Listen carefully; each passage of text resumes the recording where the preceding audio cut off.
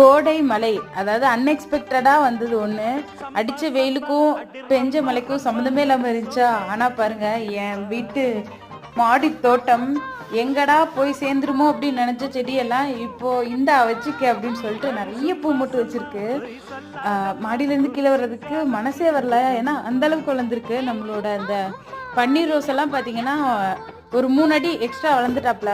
தொட்டி பத்தாது, இனி மாத்தியே ஆகணும் அப்படின்ற ஒரு நிலைமை தான்.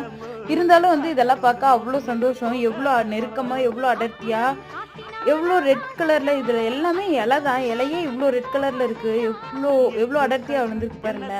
நம்ம வந்து இல்ல, நம்ம இந்த விஷயத்துல தோத்து போயிடுவோம் அப்படின்னு நினைக்கிறப்ப கடவுள் இருந்துட்டு, நீ போட்ட எஃபெக்ட்டுக்கு அவ்வளோ சீக்கிரம் நான் உன்னை தோக்க விட மாட்டேன் அப்படின்னு சொல்லிட்டு எனக்கு அவர் பண்ண ஹெல்ப்பாக தான் நான் நினைக்கிறேன். இது தவிர இன்னொன்று பாருங்க, மாதுளை வந்து மொட்டு வச்சிருக்கு, இன்னும் பூ விரியல. இதெல்லாம் எதிர்பாராததே எதிர்பாருங்கன்ற அளவுக்கு தான் இருக்குது.